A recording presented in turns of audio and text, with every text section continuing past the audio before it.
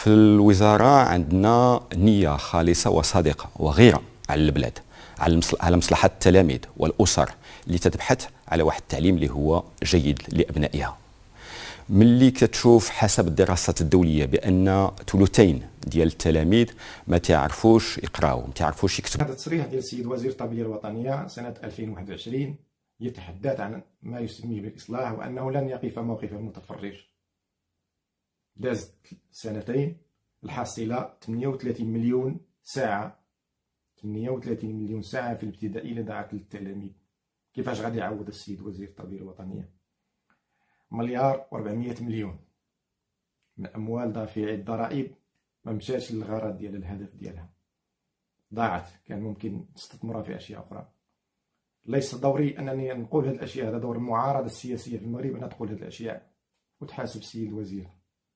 مع كامل الأسف الحصيلة اليوم الموسى خاصو يمشي في حاله، لأن ملي كنتحدثوا على الإصلاح كنتحدثوا على واحد الغلاف زمني مهم.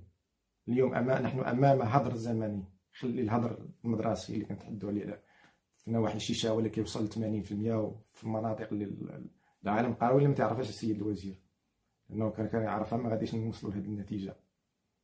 ما غاديش يعرف التلميذ في حدرة ولا في الأربعة العاونات ولا في الأربعة الأولاد أنه ما تعرفش شنو هو الذكاء الاصطناعي. وهذا التلميذ اليوم كتعمق هذه الفوارق، هذه الآفات الاجتماعية كتعمق داخل التعليم، والتعليم يعمق الفوارق اللي خاصو يحاربها.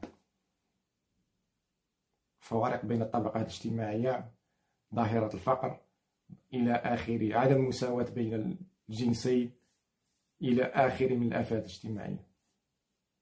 أكيد أن السيد الوزير اليوم كنطلبوا منك شنو هما الوسائل اللي غتوضع أمام أطفال المغاربة، لأن هذا التعليم، هذه مدرسة اللي كنا ننتسبوا لها حنا وخصنا ندافعوا عليها، تكون عندنا الشجاعة نقولوا لك الحقيقة. الإصلاح ملي كتبغي الدول تصلح كتجيب واحد السيد اللي كيكون عنده واحد الوزن في البلاد واللي كيتصنتوا ليه الناس، ماشي سياسي.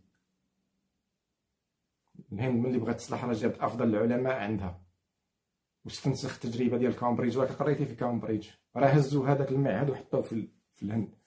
بفضل هذا المجهود اللي داروه الهنود راهم تقدموا. حنا كندورو في ديك الحلقة المفرغة والتصريحات الخاوية والفارغة. لا شك في حسن النية، قد تكون هناك حسن نية، ولكن نتحدثوا اليوم عن مشكلة حقيقية، عن أزمة حقيقية في قطاع التعليم. من غير المقبول أن المغاربة، أطفال المغاربة يضيعوا في 38 مليون ساعة. كنتحدث على الابتدائي، ما كنتحدثش على الإعدادي والثانوي. كيفاش غادي تدبر هاد الغلاف؟ شنو هي الإمكانيات المادية؟ ولا تكون عندك عصا موسى، ولا تكون قريتي كاع، تكون عندك جائزة نوبل كاع، وتكون عندك خديتي جميع جوائز في العالم، مستحيل أنك تدارك هاد الغلاف. اليوم قطاع التعليم كيحتكروا، واحد القطاع الخاص يحتكر. كنتحدث على الأسماء اللي كتحمل نفس الاسم ديالك، بن علاء، بن عبد القادر، بن عبد الرحمن، بن وهي اللي كتستافد من هاد الأزمة. والسؤال ديالي، واش جيتي باش تحل الأزمة أو جيتي باش تعمق الأزمة وتساهم في هروب التلاميذ من المدرسة العمومية عند هاد الناس الذين يحملون نفس اسمك؟ واعتذر عن هذا الخطاب، لأن نحن في قمة التأثر. ما كنقبلوش بأن المدرسة العمومية اللي قرينا فيها حنا وانتسبنا لها حنا وكان لها الفضل كبير، والأساتذة ديالنا كان لهم فضل كبير أننا نتكوننا. لا كان شي كبرياء ديال المغاربة علمتو لنا مدرسة.